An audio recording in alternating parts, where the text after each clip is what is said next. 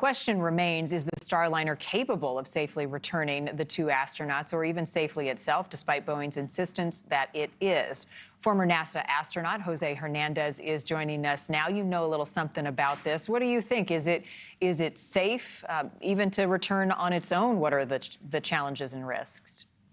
Yes, I think they've done some hot fire tests of the jets, and they've gotten a lot of data. They've digested this data, and I could just imagine myself sitting at that meeting, that safety meeting where they're discussing. You basically got two camps. One camp is saying the Starliner is good to go, safe, even with the crew. And the other ones is what I call the hand wranglers. They wrangle their hands, and they're very conservative and say the sky is falling, so they should not go on it. And so the Starliner is equipped to land or enter back into Earth autonomous, so that they don't need astronauts to land it. And then add insult to injury, the astronauts will come home on a competitor's vehicle, SpaceX, which would add insult to injury. You know, you plan on 8 days in space. Maybe if you're lucky, you get to spend a couple weeks there. I mean, it starts to go into months. And then, as I mentioned, they could be up there a year. There are concerns about, one, their preparedness for that, and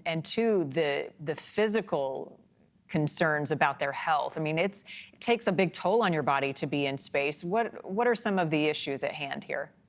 Well, I think from the physical point, we got a good understanding. We've had astronauts up there for over a year. They just have to up their game in terms of exercising about an hour and a half each day to keep their muscles toned and not suffer from muscular atrophy. But I'll tell you, when you're up there and you plan on being up there only 8 days, if they tell you you're going to be extended 4 or 5 weeks, even 8 weeks, I would be ecstatic.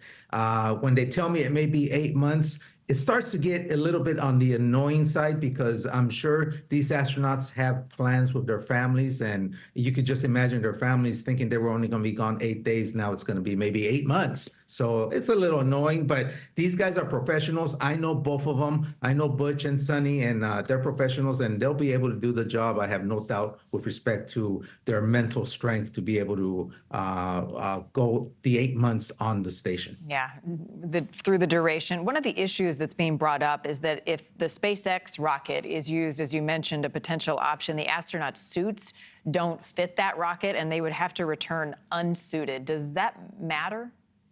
Well, see, that's another risk. It does matter, because the reason why you wear the suits is you have a helmet and they're pressurized from the inside, so that if you get a cabin depressurization, you're not going to faint because of lack of oxygen.